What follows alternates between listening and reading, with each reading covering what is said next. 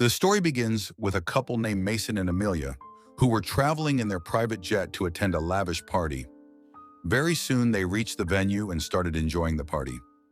After a while, they met a man named Perez, who was the richest person among them and was also hosting the party. During the conversation, Mason mentioned that he had a car collection and was very passionate about cars. Hearing this, Perez became happy because he too was fond of collecting cars. After this, he took Mason and Amelia to his private garage to show them his car collection. There, Perez showed them his favorite car, which was worth nearly $200 million.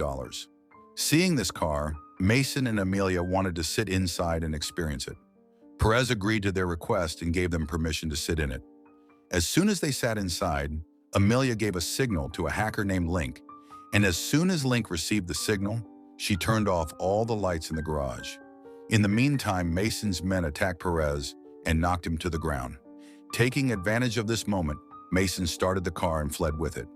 Here it was revealed that Mason and Amelia were actually professional thieves, and their only purpose for attending the party was to steal that car. Afterward, they loaded the car into a massive truck and began to escape the country. But before they could succeed, an FBI team started chasing them. Seeing this, Mason began to wonder how the FBI learned about their plan. But as soon as Amelia pointed her gun at Mason, all of his confusion was immediately cleared. A big twist emerged here. It was revealed that Amelia wasn't a thief at all, but rather an FBI agent. She had only pretended to love Mason so that she could catch him red-handed. Mason's heart broke because he had genuinely fallen for Amelia. But in spite of this, he gave his team the order for Plan B. Under Plan B, they drove all their cars into the river. Though they couldn't steal the prize car, they narrowly avoided getting caught by the FBI. The story then cuts to 3 months later, where Mason has quit stealing and is living a simple life outside the city. One day, Mason's younger brother Sean comes to him and tells him about a plan to rob a bank. He also wants Mason to join. However, Mason refuses, saying he has retired and doesn't want to get into trouble anymore. Sean tries to convince him, but Mason doesn't agree, so Sean leaves. Before leaving, however, he gives Mason a phone, telling him that if he changes his mind, he can call. 3 days pass, but Mason's decision does not change. On the day of the heist, Link calls Mason and asks why he is so late for the robbery. Hearing this surprises Mason, because he had already refused Sean. It turns out Sean had lied to his team, claiming Mason had agreed. At first, Mason becomes furious, but reluctantly, in order to manage the situation, he joins Sean's plan. On the other hand, Sean waits at a nearby coffee shop outside the bank, knowing that the manager comes daily for coffee. When the manager arrives, Sean holds him at gunpoint, takes him as a hostage, and tries to lead him inside the bank. At that moment, Mason intervenes and stops them, telling Sean that this plan is not good and will get them all killed. But Sean argues that it is too late to back off because their team has already entered the bank. Now inside the bank, Mason sees their team disguised among common people. Sean takes the bank manager aside and orders him to open the vault door. Instead, the manager triggers the security alarm. With the alarm blaring, chaos erupts, and the bank's security guards open fire. Mason's team, however, manages to kill the guards and take all the customers hostage. Mason confronts Sean, asking him what the real target is. Sean reveals he is after a locker belonging to a woman named Isabel Farrow. Inside it, there is a hard drive containing crypto worth millions of dollars. After hearing this, Mason forces the manager to open the vault. But the system requires 2 keys, one with the manager and the other with Isabel, the locker's owner. Both must be used simultaneously.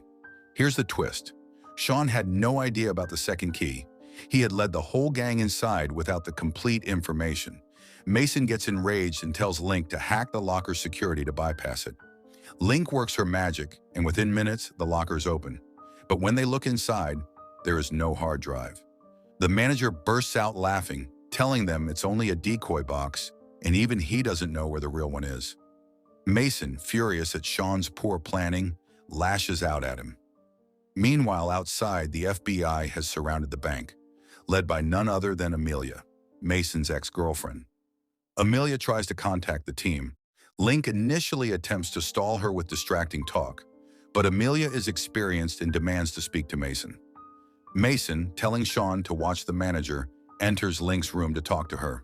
When Mason heard Amelia's voice, old memories returned, but he reminded himself that now she was his enemy, here to catch his team.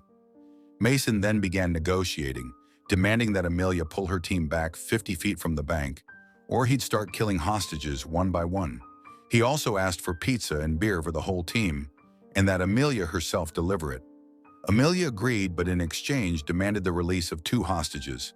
Mason accepted without arguing. The team shifted all hostages to the upper hall and waited for Amelia. Soon Amelia entered the bank with food and came face to face with Mason. Mason was delighted to see her and flirted, but Amelia ignored it, urging him to surrender. Mason refused, so she left the bank. Mason then fed his team and honored his promise by releasing, but suddenly something unexpected happened. The bank manager attacked Sean, snatched his gun, and tried to escape. Mason chased him down, and after an intense pursuit, he captured the manager again. Mason interrogated him about Isabel.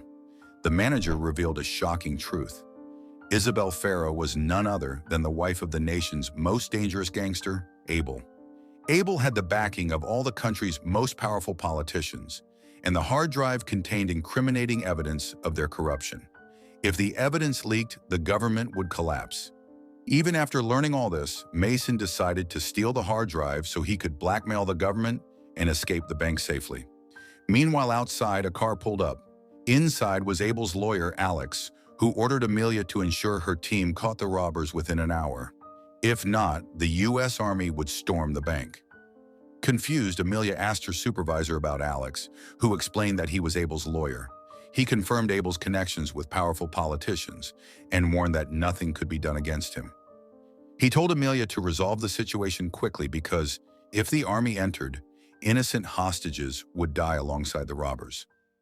Inside, Mason's team began breaking through walls, hoping to discover a hidden vault that might contain Isabel's locker.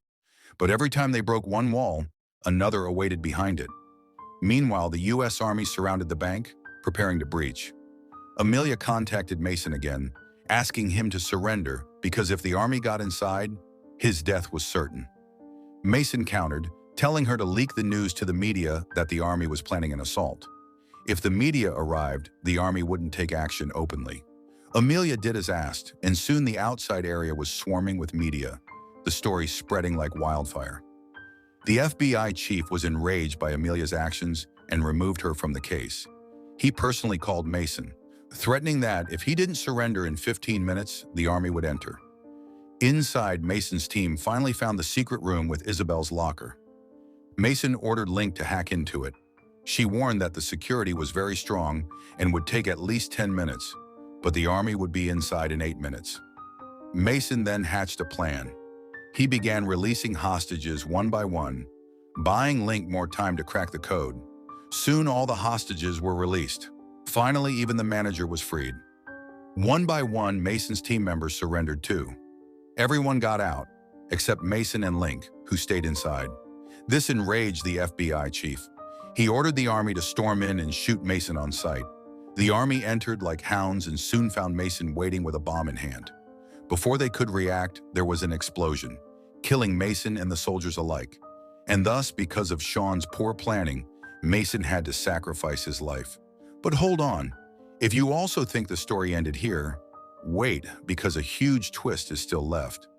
Months after the incident, Amelia resigned from the FBI, unable to work with such corrupt people any longer. After resigning, she went on vacation to a private island, where Mason was already waiting for her. It was then revealed that Mason and Amelia had been on the same team from the very beginning. They had deliberately failed the car heist at Perez's party so that the FBI would fully trust Amelia. The story then flashes back to just before the explosion in the bank. When the army entered, Mason demanded to meet Abel's lawyer, Alex. Reluctantly, they agreed, since Mason still held the leverage. Soon Alex arrived where Mason threatened him, saying, "Deposit $500 million in my account and give me and my team new identities, or I'll expose all the evidence to the public." Since Abel's power was in Mason's hands, Alex agreed to all terms. A fake explosion was staged inside the bank to make everyone believe Mason had died. Meanwhile, Mason and Amelia started a new life under new identities, leaving theft and crime behind forever. I hope you enjoyed today's story. If you like this video, please hit like, subscribe to the channel, and leave a sweet comment below. See you in the next video.